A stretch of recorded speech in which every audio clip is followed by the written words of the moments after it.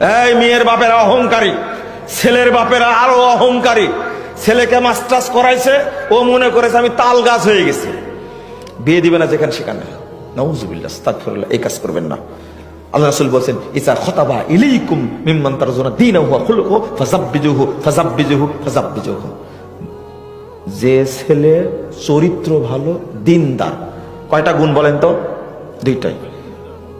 চরিত্র ভালো, দিনদার ছেলে প্রস্তাব দিয়েছে, তাকেই, তার সাথেই বিয়ে দাও, তার সাথেই বিয়ে দাও, তার সাথেই বিয়ে দাও। কয়বার বলেছেন? 3 বার। 1200 নম্বর হাদিস তিরমিজির মধ্যে এসেছে। ওয়াইল্লা তাফআলু, যদি না দাও, তাকুন ফিতনাতুল ফিল আরদ ওয়া ফাসাদুন কাবীর। যদি না দাও তাহলে সারা পৃথিবীতে বিপর্যয় সৃষ্টি হবে। মেয়ের বাপেরা এত অহংকারী, আমেরিকান খাটাস ছাড়া বিয়ে দিবে না। আগে দেখবে আমেরিকায় থাকে কিনা, বুঝেননি কথা? লন্ডনে থাকে কিনা, মদখোর, গাঁজাখোর, লম্পট, তাকে খুঁজে বের করবে, তাই না? এই জন্য তো আজকে বিপর্যয়।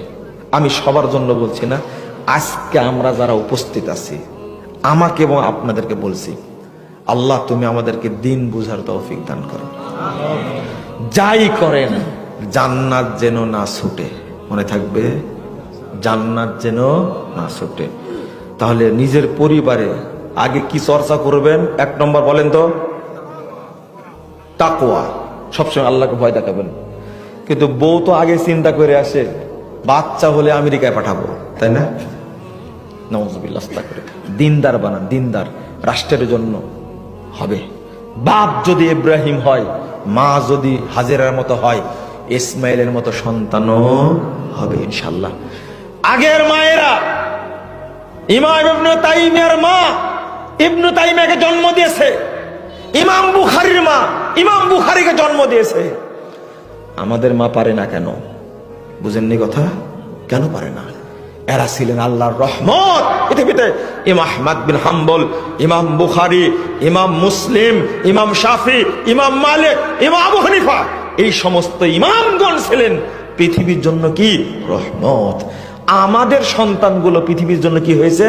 গজব। কেউ সন্ত্রাসী, কেউ মদখোর, কেউ প্রতিবন্ধী, এগুলো হয়েছে। এর মূল কারণ হলো আমরা চয়েস করতে ভুল করেছি। যারা বিয়ে করেছে, আল্লাহ তুমি আমাদের পরিবারটাকে দিনদার করে দাও, আমিন। আল্লাহ তুমি আমাদের পরিবারের সকল সদস্যকে মুসল্লি বানায় দাও, আমিন।